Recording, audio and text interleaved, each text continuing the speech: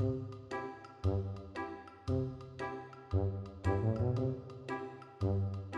friends, it's the Stitches. Singer is a brand that is well known for sewing machines, but they also have a pretty wide range of other sewing resources and even like notions and really everything sewing related. And they also have a extensive line of sewing books. They're a little old now, and the info in them is just a little bit outdated. But you can pick these up secondhand for pennies, sometimes literally just for the cost of shipping. Also, if you're wondering what's on my hands, I was told that we're supposed to be wearing gloves during this pandemic, although I'm not entirely certain this is what they were calling for. So these are the books I'm going to show you today. When I was growing up, I would raid these from my grandmother's library.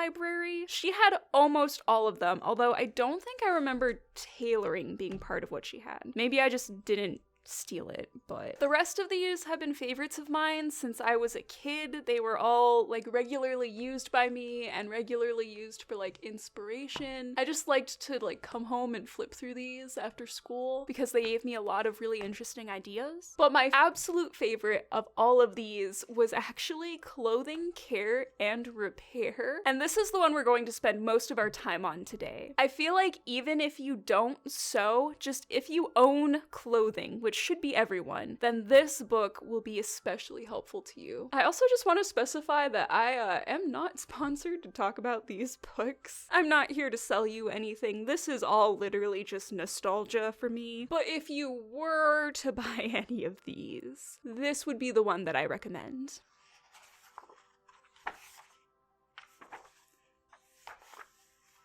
And we have a beautiful copyright 1985.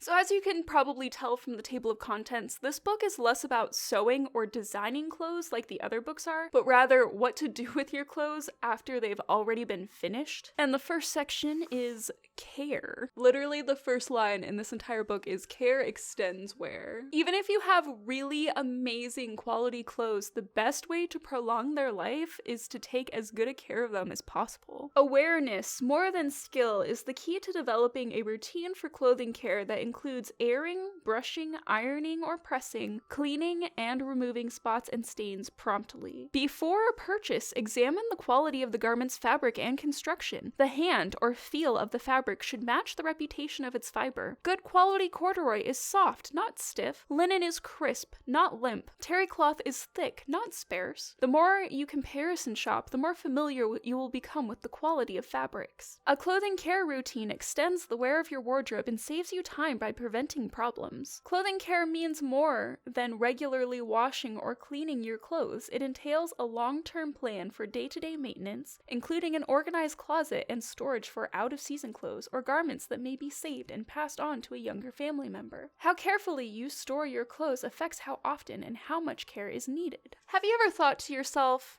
man, I wish I knew what those little symbols on the care tag meant? Well, in this section, they break down every single part of the care tag and what it means, including the international symbols.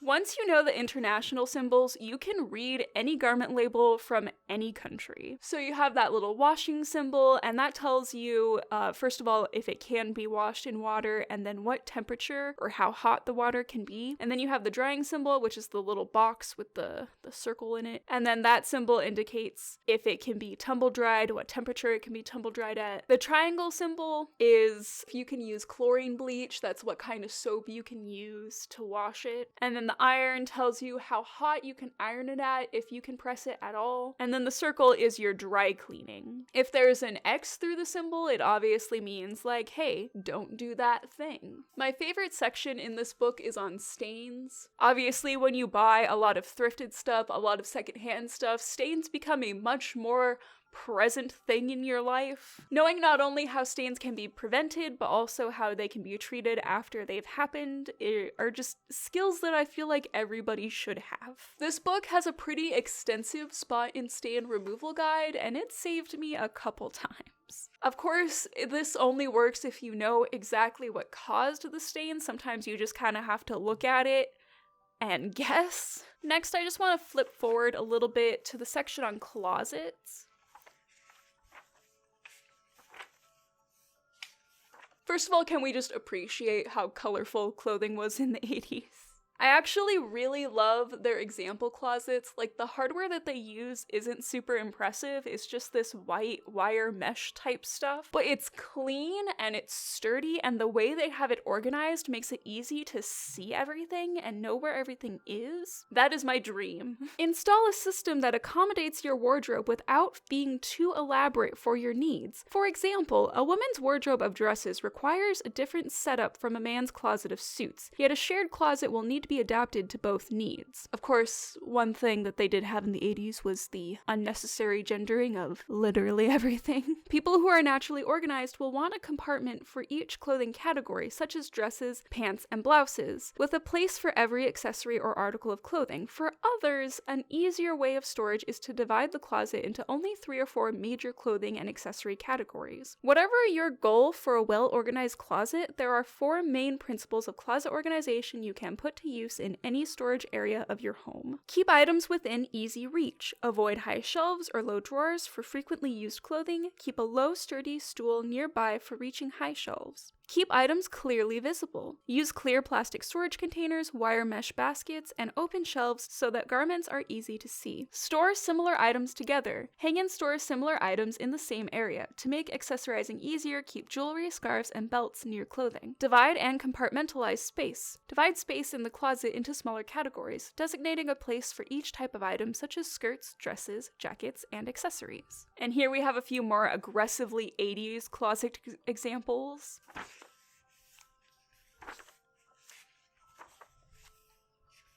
The next section of the book is for repairing clothing. I just want to take a moment to appreciate the rainbow layout of this particular page. But here we just have a bunch of different terms for different types of seams and how to repair different things like reinforcing and hand stitching and machine stitching and fusibles and different ways to secure things and baste things together. Just simple, basic information that everyone needs to know in a clean layout. You'd think that that isn't asking for much. I feel like darning is almost becoming like a lost art. It's honestly such a useful skill to learn, and nobody seems to know how to do it. Maybe I'll find some tutorials and put some in the description. But like, there are so many different ways to mend little holes that you can get, and some of them are nearly invisible if you match your thread close enough. Also, shout out to this adorable little heart patch. We just appreciate that. This children's patches section actually gave me so many different weird ideas when I was a kid, but then I never actually did any of them. But if you get a hole on a pair of pants or a shirt or something, you can always just get super creative with ways to cover it up. The rest of this book is just more repair how-tos, as well as how you can customize clothing that maybe has holes or tears or other non-repairable things, or maybe if you've just outgrown something. There's also some stuff on repairing knitwear. And then, like I said, changing the length of a skirt using different inserts. I actually did this when I was younger, turning a pullover into a cardigan. You definitely have to have the right ribbon and the right buttons, or else it doesn't quite work. But I did really enjoy being able to do that. Especially when there are so many good thrift store pullovers, but not that many good cardigans. But yeah, that's this particular book. The next one I want to go through with you guys is Sewing for Special Occasions. I just kind of want to briefly flip through this one. This is actually one of the soft covers. I definitely prefer the hard covers. Although, soft covers are always going to be just a little bit cheaper. I used to use this book in particular for inspiration a lot when I was younger, especially for Lolita dresses or Gothic dresses. This one is actually from 1994, and this legitimately was one of my favorite books when I was 15. I just liked to flip through all of the different types of cuts and necklines and just get all kinds of inspiration for making my own dresses, because that's when I was really learning how to sew my own clothes. And there's all kinds of pattern fitting and all kinds of just advice for doing things, making your test garment, selecting fabrics, and just all the different types of net and special occasion wear. And of course, this was one of my favorite pages, all the different types of lace. And then we get to basic gown assembly. It actually tells you all the stages, the order that everything should be in. First you assemble your bodice, and then you assemble your skirt, and then you kind of like put them together. And then, you know, how you assemble the bodice, how you prep everything and get it all together. Preparing different necklines and gathering skirts, attaching skirts in different ways, and just all the different finishing techniques on the inside of the gown.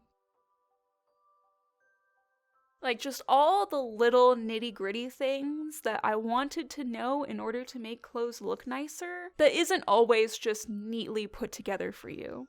Like, there's just all sorts of little techniques that you never know about until someone tells you about them that can really elevate your sewing. Things like horsehair braid and boning and adding cups to things and just little itty-bitty tiny things that people don't think to add until they've been told by someone, hey, you should add this.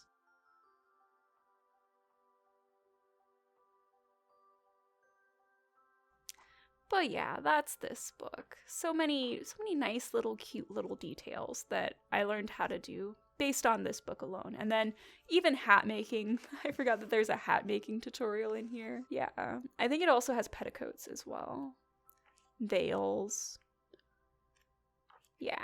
So each of these books is really like a mini encyclopedia on a specific section of sewing. Again, they are a little dated sometimes, especially when it comes to, like, maybe the types of adhesives on the market are a little different now. Certain types of elastics have changed a little bit. But for the most part, the information in these books is still good and still valuable. I think that this is a great resource for beginners, not just because there's so much packed into this, but also because they're very, very low cost. It's very easy to find these and pick these up. They're not exactly rare, and they're not exactly expensive, especially not anymore. I like to get books like this from places like Half Price Books, and they've never done me wrong. If anything, I would love it if Singer redid these and just like updated some of the different products, update some of the images in them, and maybe also ditch some of the aggressively gendered language. But yeah, these were just a great resource for me growing up. I feel like I learned so much from them. There's a lot of sewing stuff that's on YouTube, and a lot of the stuff that's on YouTube is good, but I feel like there's so much stuff that you forget that you need to learn when you're no longer a beginner anymore. That's a lot more difficult for YouTubers to really identify as things that even need to be explained.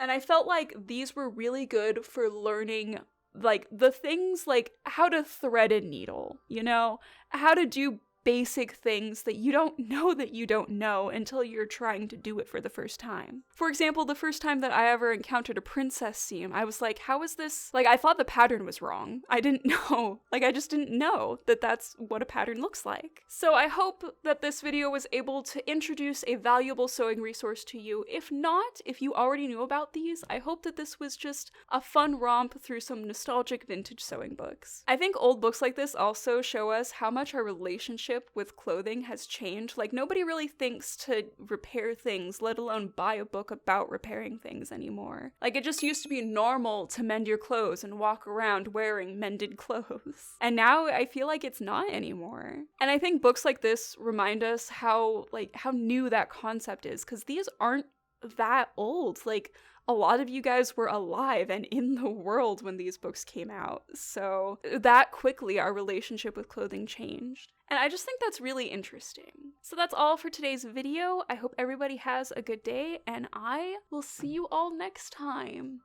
Bye!